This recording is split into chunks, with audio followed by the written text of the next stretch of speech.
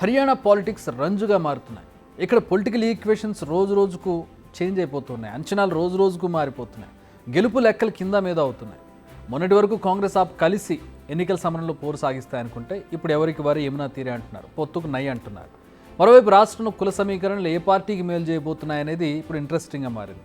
ఇంతకీ ప్రస్తుత పరిణామాలన్నీ ఎవరికి ఫేవర్గా మారబోతున్నాయో చూద్దాం. హర్యానా పాలిటిక్స్పై నిన్నటి వరకు ఒక ప్రచారం జరిగింది. కాంగ్రెస్ ఆమ్ ఆద్మీ పార్టీ కలిసి ఎన్నికల బరిలో దిగబోతున్నాయని. ఇక కూటమి గెలవడం ఖాయం, బీజేపీ ఓడిపోవడం అంతకన్నా ఖాయమని ఈ ప్రచారం జరిగింది. బట్ ఇప్పుడు ఆ మాట లేదు.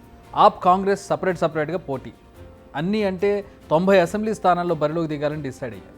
సో హర్యానాలో ముక్కోణపు పోటీ కన్ఫర్మ్ అయింది. బీజేపీ కాంగ్రెస్ ఆప్ మధ్య హోరాహోరీ పోరు తప్పదని తేలిపోయింది. మరి ఇలా పోటీ చేయడం ఎవరికి లాభం, ఎవరికి నష్టం చూద్దాం. ప్రస్తుతం హర్యానాలో నామినేషన్ల ప్రక్రియ కొనసాగుతోంది. మరో 2 రోజులైతే హర్యానాలో నామినేషన్ల ప్రక్రియ ముగుస్తుంది. ఈలోపే వచ్చింది న్యూస్. తాము ఒంటరిగా బరిలోకి దిగుతామని చెప్పడంతో పాటు ఏకంగా 20 మంది అభ్యర్థులతో ఫస్ట్ లిస్ట్ను ప్రకటించేసింది ఆప్. ఇందులో హైలైట్ ఏంటంటే అంతకుముందు కాంగ్రెస్ను కోరిన 10 నియోజకవర్గాలకు కూడా అభ్యర్థులను ప్రకటించింది ఆప్. సెకండ్ లిస్ట్లో 9 మంది అభ్యర్థులను ప్రకటించింది. అక్టోబర్ 5న 90 నియోజకవర్గాలకు పోలింగ్ జరగనుంది. నిజానికి కాంగ్రెస్ను ఆప్ 10 సీట్లు డిమాండ్ చేసింది. కానీ కాంగ్రెస్ మాత్రం కేవలం 3 సీట్లను మాత్రమే కేటాయిస్తామని చెప్పింది. అయితే ఆప్ కనీసం 5 సీట్లు కేటాయించాలని కోరినా కాంగ్రెస్ అంగీకరించలేదు. దీంతో సొంతంగా అన్ని సీట్లలోనూ పోటీ చేయాలని డిసైడ్ అయింది ఆప్. మొన్న జరిగిన లోక్సభ ఎన్నికల్లో ఆప్ కాంగ్రెస్ కలిసి ఎన్నికల బరిలోకి వచ్చాయి. హర్యానాలో మొత్తం 10 లోక్సభ స్థానాలుంటే అందులో 9 స్థానాల్లో కాంగ్రెస్, 1 స్థానంలో ఆప్ పోటీ చేసింది. ఈ ఎన్నికల్లో కాంగ్రెస్ 5 స్థానాల్లో గెలుపొందగా 1 స్థానంలో పోటీ చేసిన ఆప్ ఓడిపోయింది. ఇక ఇప్పుడేమో అసలు కలిసి పోటీ చేయడమే లేదు. అయితే 2 పార్టీలు విడివిడిగా పోటీ చేయడం ఇప్పుడు బీజేపీకి కలిసి వస్తుందా అనే క్వశ్చన్ రైజ్ అవుతోంది. నిజానికి హర్యానాలో కుల రాజకీయాలు చాలా ఎఫెక్ట్ చూపిస్తాయి. ముఖ్యంగా సగానికి పైగా నియోజకవర్గాల్లో జాట్ సామాజిక వర్గం గెలుపోవటంలో నిర్ణయిస్తుంది. చాలా సిగ్నిఫికెంట్ ఓటు వాళ్ళది.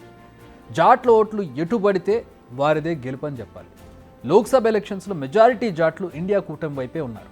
ఈసారి కూడా అదే జరిగే ఛాన్స్ ఉంది. బట్ పార్టీల మధ్య ఓట్లు చీలితే అంచనాలు మాత్రమే కాదు, మొత్తం రిజల్ట్సే మారిపోతాయి. నిజానికి ఆప్ ఎఫెక్ట్ హర్యానాలో ఉంటుంది.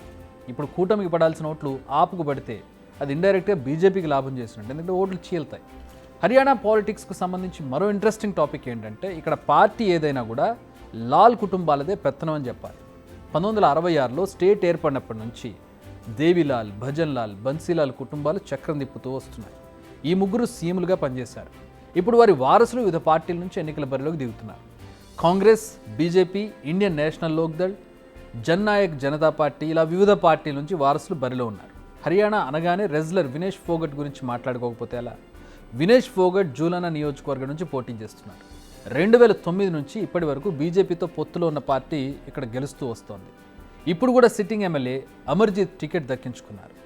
నిజానికి చాలా ఏళ్లుగా ఇక్కడ కాంగ్రెస్ గెలుపొందనే లేదు. అలాంటి స్థానం నుంచి ఫోగట్ను బరిలోకి దింపుతోంది కాంగ్రెస్. దీంతో ఈ పోటీ మరింత ఇంట్రెస్టింగ్గా మారింది. చూద్దాం ఈ మిత్ర భేదం బీజేపీకి ప్లస్ అవుతుందా లేదా అనేది ఎలక్షన్స్లో తేలిపోబోతోంది. బిగ్ టీవీ అవుట్లుక్ కథనాలు నచ్చితే వెంటనే బిగ్ టీవీ ఛానల్ ను సబ్స్క్రైబ్ చేయండి.